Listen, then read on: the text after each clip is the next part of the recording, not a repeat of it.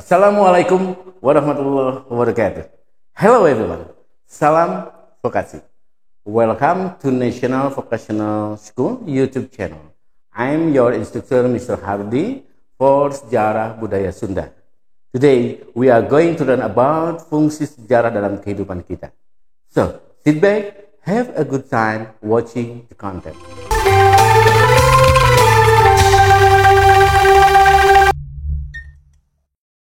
Dalam video kita kali ini, saya akan membahas mengenai fungsi dan pentingnya sejarah dalam kehidupan kita. Baik itu kehidupan kita sebagai individu maupun kita sebagai manusia yang memang memiliki sifat sosial. Saling belajar satu sama lain, saling peduli. Silih asih, silih asah, silih asuh. Di dalam video sebelumnya, kita telah membahas mengenai apa itu sejarah budaya Sunda. Sejarah yang begitu panjang yang telah dilalui oleh orang Sunda. Dari masa prasejarah yang kemudian berakhir manakala ditemukannya prasasti peninggalan kerajaan Tarumanagara dari abad ke-5 Masehi. Sementara peninggalan-peninggalan dari masa prasejarah seperti peninggalan di daerah Cianjur, ada Gunung Padang, Pasir Pogor, Bukit Tongtu, Bukit Kasur, Gunung Putri, Lembah Dukur, Pasir Manggu, dan Pasir Gada. Juga di Sukabumi ada Pangguyangan, Tugu Gede, Ciarca, Salak, Datar, dan Batu Jolang. Di Bandung, di Garut, Hulu Lingga, Darmaloka, Batu Tilu, Panyusupan, Cibubur, Balong Agungan, dan Nago. Dan ada juga di Ciamis, yaitu Karangkemulian. Masih belum terkuat mengenai peristiwa-peristiwa apa saja yang terjadi pada masanya.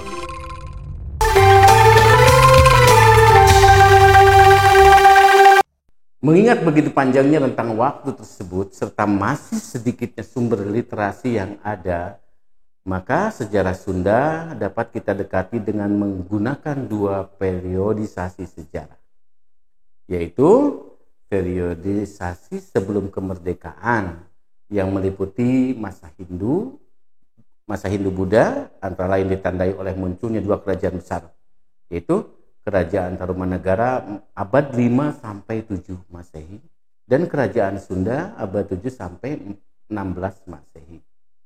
Masa Islam antara lain ditandai oleh munculnya dua kesultanan besar, yakni Kesultanan Cirebon dan Kesultanan Banten.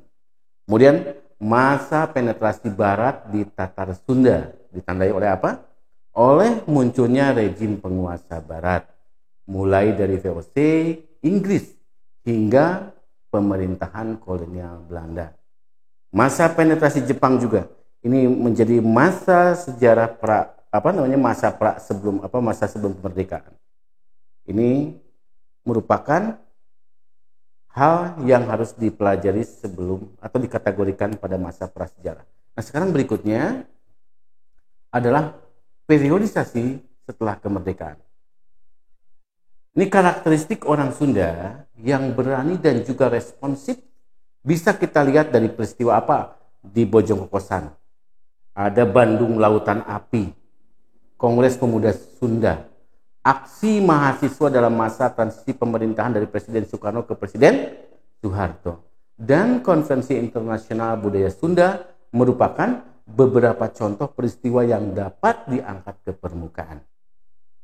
Dan yang juga harus menjadi bahan perhatian adalah upaya-upaya rekonstruksi sejarah daerah, baik kota maupun kabupaten. Bisa dipastikan, hasil rekonstruksi sejarah Sunda di daerah-daerah tersebut akan turut memperkaya tampilan sejarah Sunda.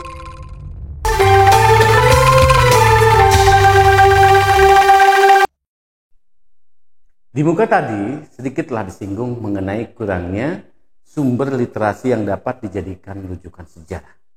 Padahal di lain pihak sejarah mencatat bahwa pada abad ke-5 Masehi orang Sunda sudah mengenal budaya tulis. Ini yang dibuktikan dengan ditemukannya prasasti peninggalan kerajaan Tarumanagara. Mudah-mudahan ke depan kesadaran akan pentingnya sejarah ini bisa melahirkan keinginan untuk gencar melakukan penelitian-penelitian mengenai hal-hal yang berkaitan dengan hal tersebut. Kenapa ini mesti dilakukan? Ada 3 fungsi pokok pentingnya kita mempelajari sejarah. Yaitu, yang pertama, untuk melestarikan identitas kelompok dan memperkuat daya tahan kelompok bagi kelangsungan hidup. Jadi identitas kelompok itu mesti dipertahankan. Ya, kenapa? Karena kita ada juga karena ada pendahulu kita. Kedua, untuk mengambil pelajaran dari untuk mengambil pelajaran dan teladan dari peristiwa-peristiwa di masa lalu. Mungkin kita ingat apa yang menjadi jargon daripada sejarah ini. Jas merah, jangan pernah melupakan sejarah.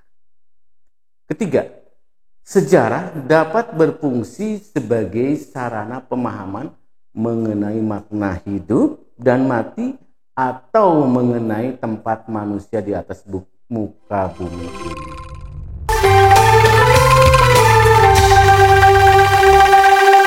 Untuk sementara itu dulu yang dapat saya sampaikan. Mudah-mudahan bisa menambah wawasan kita untuk mempelajari segala sesuatu yang berkaitan dengan sejarah. Jangan sampai kita kehilangan jati diri, jangan sampai kita kehilangan arah, karena kita tidak tahu masa lalu. Tapi kalau bahasa anak sekarang juga jangan baper ya, jangan terlalu terhanyut kepada masa lalu. Tapi yang jelas masa lalu adalah cermin sebuah pijakan agar kita tidak kehilangan jati diri. So that concludes our video for today. You can ask any question regarding today's content on the comment section below. See you on the next video. Have a good day. Salam vokasi. Assalamualaikum warahmatullahi wabarakatuh.